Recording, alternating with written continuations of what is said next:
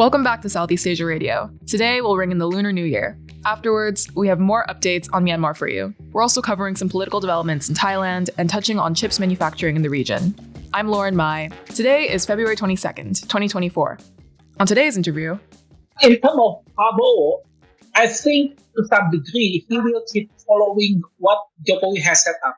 He's not a stupid man, okay? He's not dumb. I mean, he may be crazy, but he's not dumb. But basically, he already knows that he has to succeed Jokowi, who is the one of the most popular and seen as one of the most successful presidents. So he has a big shoe to fill, and he knows that a lot of people just doesn't like him or think that he's a crazy guy. So he has to beat expectations.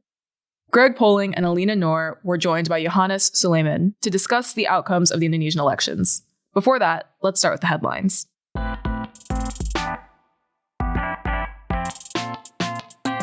Hi, Lauren. Happy Thursday. Hi, Japhet. Oh, and happy belated Lunar New Year. Is it belated now? I thought it lasted for 15 days. Does it? I know that the first 5 days are very important, but... Honestly, I'm really bad at this. I always just remember the festivals and the food part, but yes, no, me as well. We'll just say belated then. Yes.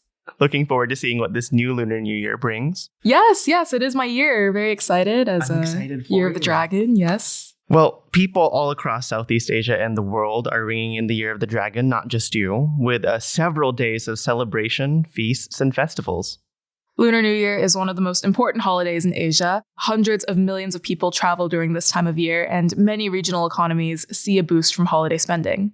People are celebrating in all sorts of different ways. In Vietnam, people are splurging on a rare breed of poultry raised southeast of Hanoi. They're called dragon chickens, and they go for about $450 each. Because, Lauren, have you seen the feet on these things? They're huge. Red, scaly feet the size of a beer can.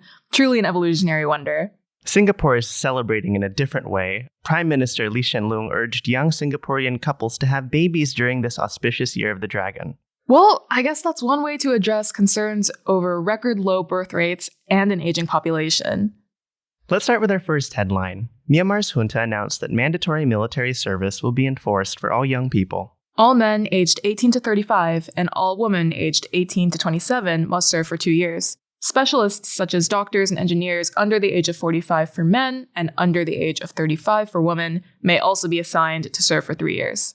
The announcement appears to confirm that the military has been stretched thin from fighting with ethnic armed groups, which began a large coordinated attack in late October. Young people and parents in Myanmar are expressing fear, anxiety, and defiance over the announcement. Some people are saying that they would either run away or join with revolution forces. Thousands are also seeking to go abroad to avoid conscription. More than 1,000 people were lined up at the Thai embassy in Yangon on Friday. Certainly, this is a controversial initiative from the Myanmar military. We'll have to pay close attention to what happens next. Let's move on to our next headline. Former Thai Prime Minister Thaksin Shinawatra has been granted parole after serving 6 months in detention. That's right, Japhet. However, Thaksin was never really held in prison. The entirety of the former Prime Minister's 6-month detention was served in a Bangkok hospital upon his return to Thailand in August of last year, after over a decade in exile. Right. Thaksin went into exile in 2008 after being convicted of abuses of power in relation to alleged human rights violations perpetrated during violent conflicts in the nation's largely Muslim provinces and the war on drugs. For these abuses, Thaksin was originally granted an 8-year prison sentence, which was reduced to 1 year by the king. Thai inmates are eligible for parole only if they're over the age of 70, have a serious illness, or are disabled. At 74 years old and with ongoing health issues, Thaksin is eligible for parole under the first 2 conditions. And he could even be released as early as this weekend. On to our final headline. Vietnam is offering substantial incentives, such as tax breaks, to draw in foreign semiconductor companies.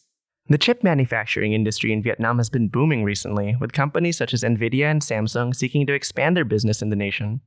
The industry is already slated to receive millions in funding from the United States through its Chips and Science Act. But Hanoi's national plan for chips will also include grants through a science fund and funding from private companies like FPT. The plan also includes a goal to train 50,000 engineers for the industry by 2030. Vietnam has been largely competing with Malaysia for semiconductor manufacturing investment, but it has so far attracted dozens of companies in the field. Amid the US and China's competition for tech supremacy, semiconductor companies have begun looking for alternative locations to bring their business to avoid fallout, which opens up opportunities for Southeast Asian countries like Vietnam. U.S. Undersecretary of State for Economic Growth, Energy, and the Environment, Jose Fernandez, said that several more U.S. players would jump in if the country had enough renewable energy to meet their green goals. Well, that's certainly a strong incentive for Vietnam to further develop its plans for renewable energy. We love to see a push towards encompassing sustainability. We'll have to see if Vietnam's incentives are successful in bringing in foreign companies. We will. And with that, those were our headlines. Up next, Greg and Elina's interview with Yohanes Sulaiman. Stay tuned.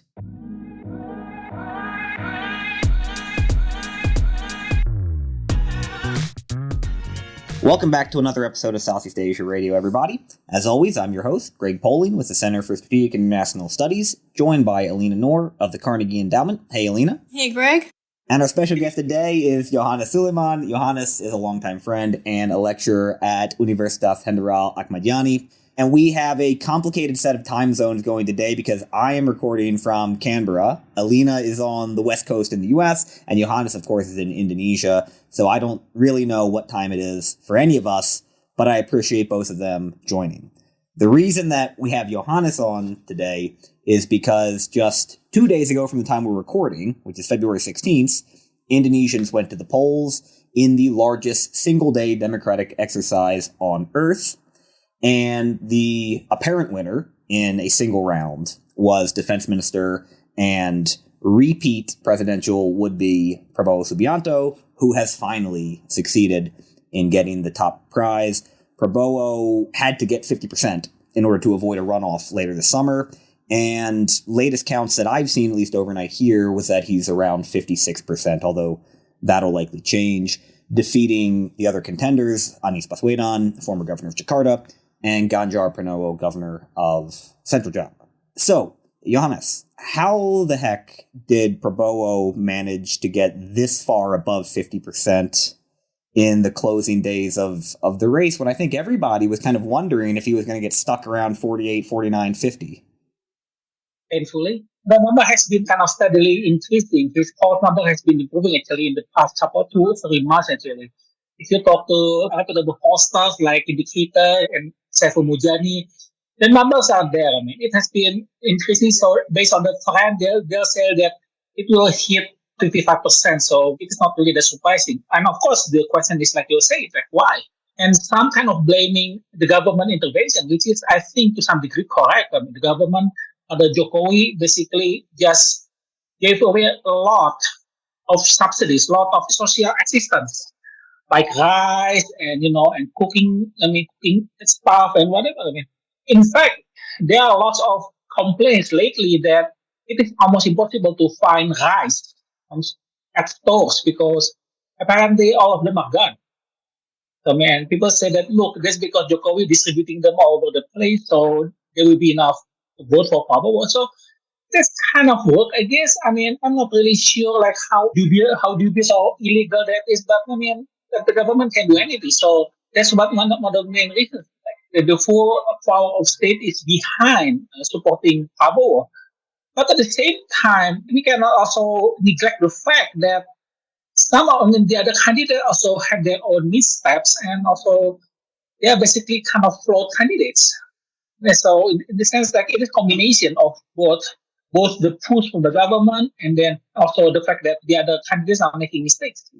So, Yohanes, I was going to ask, how does it feel to have President Prabowo Subianto as Indonesia's president? But I won't put you on the spot that way. You said government, but I think some government intervention. But I think primarily the talk has been about Jokowi himself being personally involved in the whole process, especially in the few weeks running up to February 14 itself. And there were some reports about bureaucrats, particularly in Central Java, I believe, who were threatened cases against them. And all this, I suppose, will come out later on and we'll hear more stories. But Anies, he said that his campaign will respect whatever outcome happens, but that his team will wait until the final results are out. Do you expect to see or hear of any controversies surrounding the final results? I mean, or is it a done deal with Prabowo being president? In my opinion, it is a done deal. Are there any kind of cheating going on, any manipulation? Yes, But I think by the end of the day, the constitutional court will basically declare that there are some problems, but it's not severe, systematic enough to change the election drastically, and like what they usually been doing. So they will just let the record stand. And usually the quick counts are very, very reliable here in Indonesia. So I don't think that they will be able to overthrow the election. And besides, if you look at the numbers is difference pretty huge. I mean, Anies only got like around 35% of the vote, while Ganjar got like 15, and Prabowo got the rest, like around 55. So it is very difficult to overturn the victory. Although you can make an argument like, hey, but we won the second round, right? The problem is with the second round is there is no guarantee that this will not repeat again. Like Prabowo will win again, and Anies will be, of course, the one that's going to the runoff. We'll again lose and complain. So. But of course, there's also up there.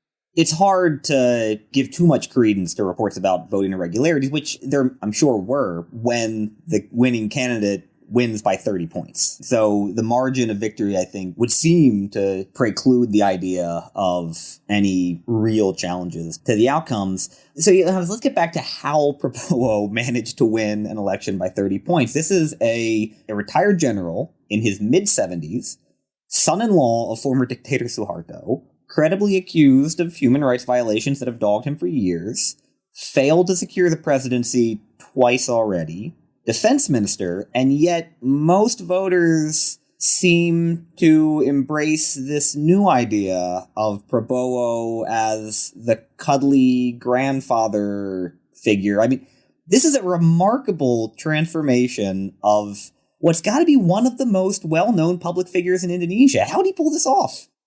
Honestly, it's kind of worthy because especially if you all know, like you said, and you know his background, and then suddenly he came out as this strange anime figure, like doing all the funny stuff, like this funny grandma. I mean, it was crazy. You see, but generation loved it. I mean, especially if you have a bunch, maybe like around 50% of the voters, young voters, basically never felt what life was under Suharto's era, where you cannot say anything, where if you say something wrong, then off you go to the jail and got beaten by the soldiers. And I mean, for those people, I mean, this is kind of an ancient history.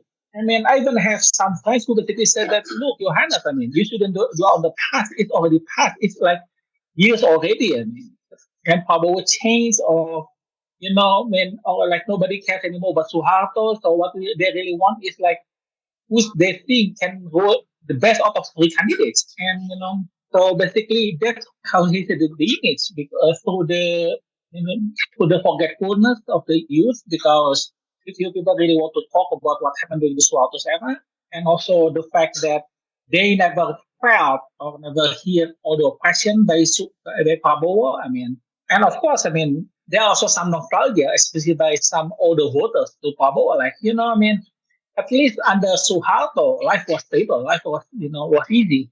So maybe Prabowo can bring back his good old times. So that kind of combination between the old generation and the young generation, and you get those voters. But honestly, in my opinion, the most significant factor is the fact that Jokowi supported him. And we are talking here about a president whose popularity was so high that the only guy who can beat him was Kim Jong-un, okay?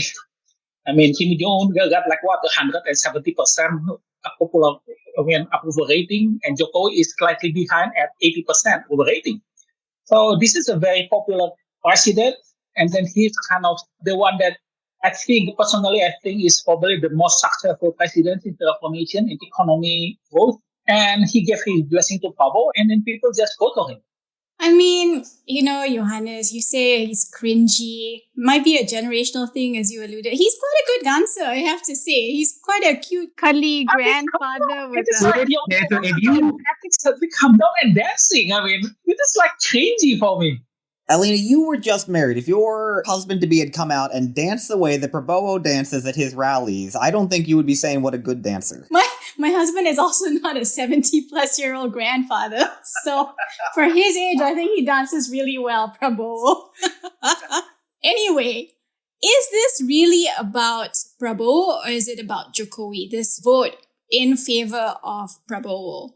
One, right? And two, if it is about Prabowo, does modern day Indonesia have to fear a Prabowo presidency in the way that Indonesia, say, 30 years ago might have had Prabowo run at that time? Well, I mean, and I have to answer the first. It is so I guess it is Prabowo and then Pak Jokowi. I mean, in Prabowo case, he managed to change his reputation from this serious, like crazy general into this laughable, huggable grandpa. I mean, the one who, like you said, I mean, really, really good in dancing. But if you look at the public opinion polls, I mean, until actually October last year, his number is actually not that good. He's consistently at 20% of the vote. He's like way behind Ganjar Pranowo, the governor of Central Java, and slightly above Anies Baswedan. And at that time, I mean, I'm not going to name names, but last year I said that, look, I got informed by several authority that Prabowo is going to improve, that he may be the frontrunner, and I was basically laughed out of the room because they basically say, you are crazy. And then, of course, I mean, at that time, there were already rumors among several people who knows that Jokowi was ready to shift his votes from his support from Ganjar to Prabowo. And that's what happened. I mean, especially after Ganjar basically pissed off Jokowi in April when he rejected the U20 Youth World Cup in Indonesia. I mean, here people have this crazy obsession with soccer. I don't know whether you want to call it football or soccer. I mean, I don't care. It's soccer. It's American podcast. We call it soccer. I will only watch college football. So. And for those Michigan supporters out there, fuck you. You can catch it. I'm always saying that. So at that time, Ganjar vote was, Ganjar, the numbers was declining. I mean, although not really that high.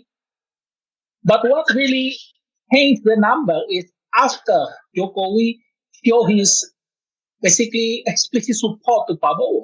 And then especially after Gibran was nominated as Prabowo's running mate, then in October, the number just greatly. I mean, although of course, I mean, in June, July, you already saw the number, Ganjar's number keep declining, Prabowo's number keep increasing. But in October, basically after the nomination of Gibran as his running mate, the Prabowo's number just shot off, and Ganjar's numbers keep declining.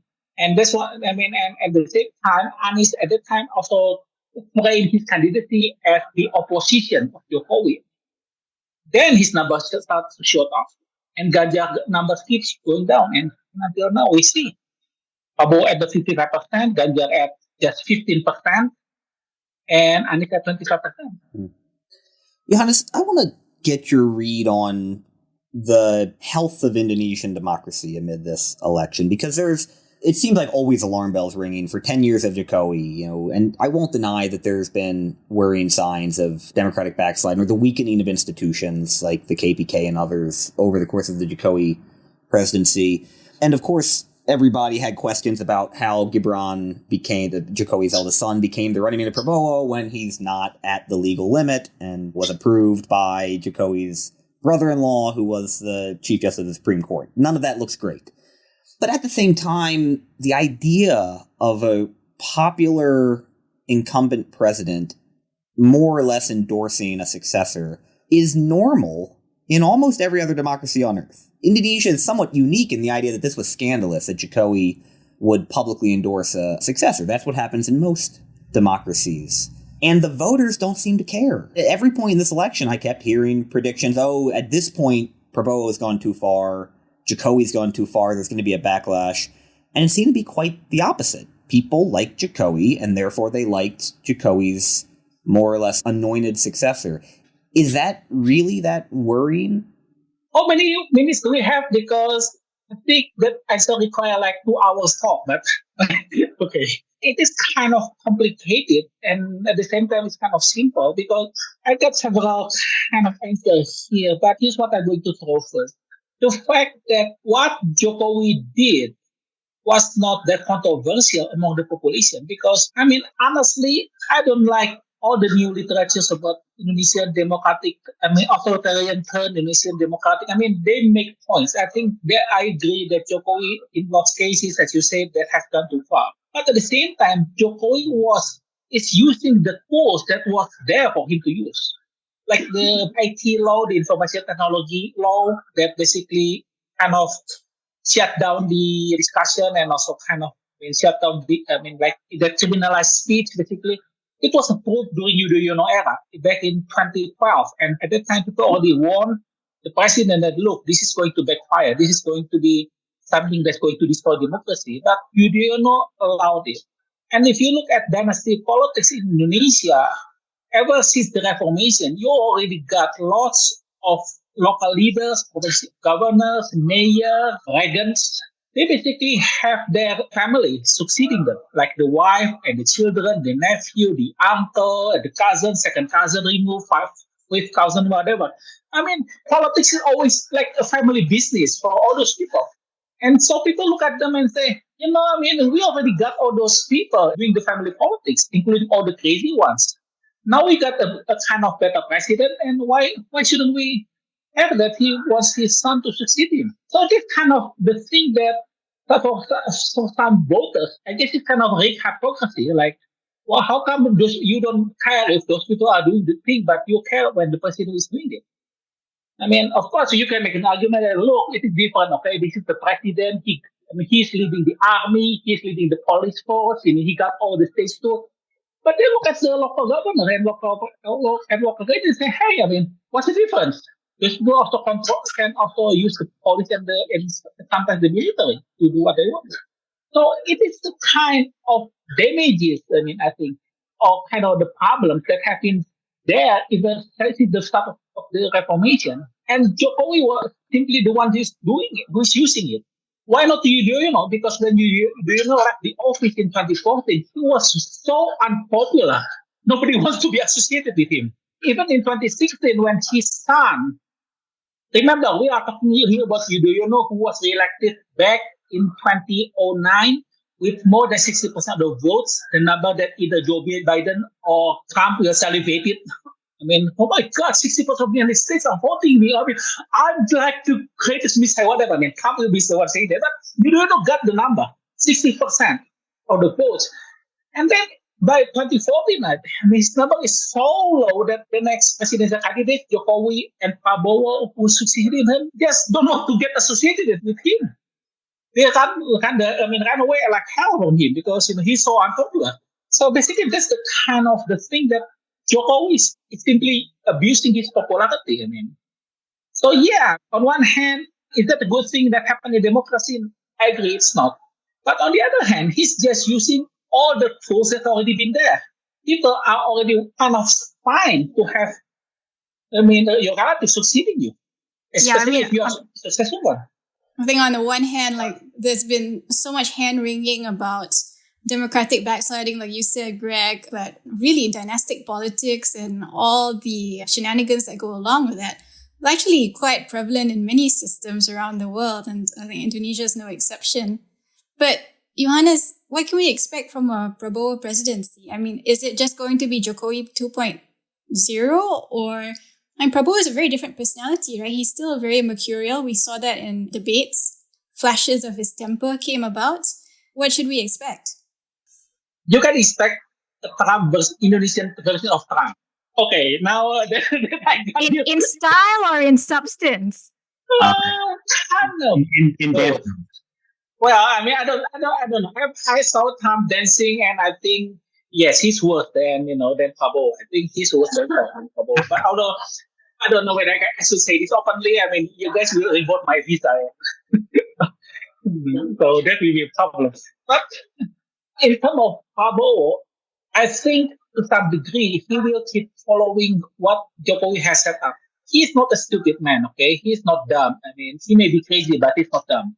But basically, he already knows that he has to succeed Jokowi, who is the one of the most popular and seen as one of the most successful presidents. So he has a big shoe to fill, and he knows that a lot of people just doesn't like him or think that he's a crazy guy. So he has to beat the expectation. That's what I gather from talking to some people who I believe is quite close to him. Like, this is kind of like what's worrying him now, like whether he can beat the expectations.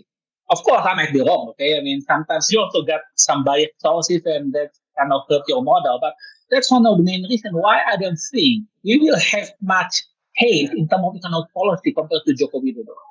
Of course, whether he's going to going close to China, I don't think so. I mean, every single Indonesian president, actually even including Jokowi, try to put both United States and China at arm's length.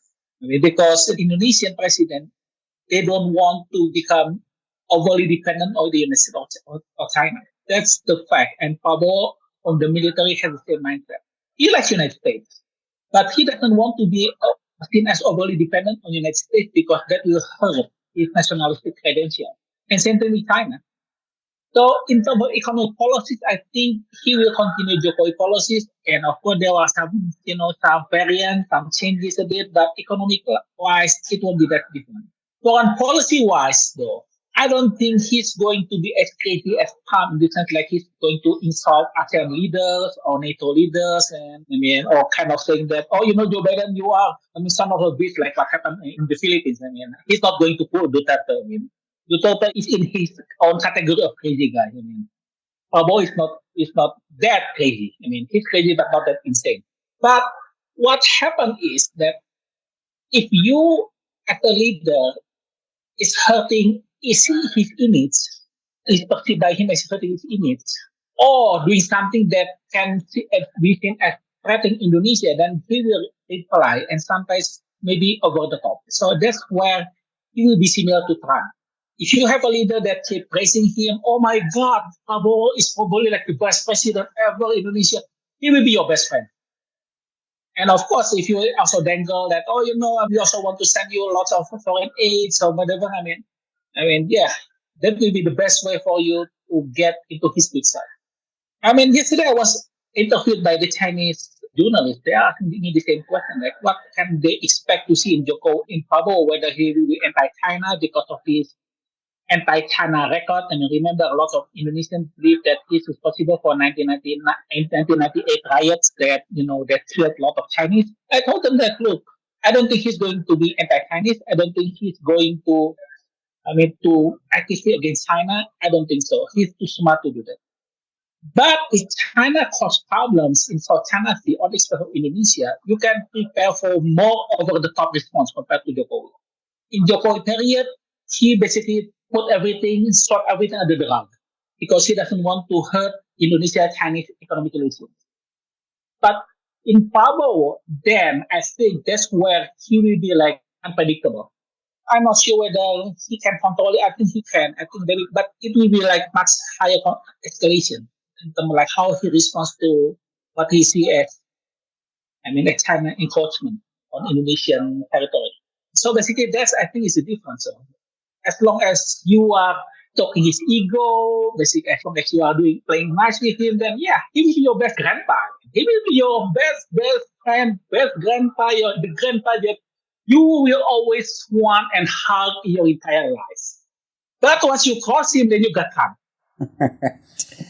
All right. Well, Yohanes, thank you so much for, I think I can easily say, the most entertaining analysis I've heard since the election a couple days ago. That's all the time we have. Thank you for joining us. Elina, thanks for staying up a little late on the West Coast to do this. And thanks all of you for listening. Elina and I will be back in a couple weeks with the next episode of Southeast Asia Radio.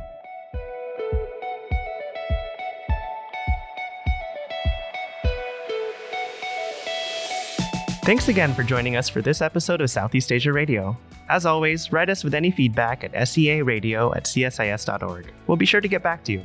Do us a favor and subscribe and give us a rating on Apple Podcasts or Spotify or whatever streaming platform you listen to us on. Tell your friends about us. Marla Hiller is our producer, and our interns are Angus Lamb, Corey Donnelly, and Tappy Lung. Our co-hosts today were Greg Poling and Elina Noor. My name is Japhet Kitsan. And I'm Lauren Mai. And we'll see you in 2 weeks for another episode of Southeast Asia Radio.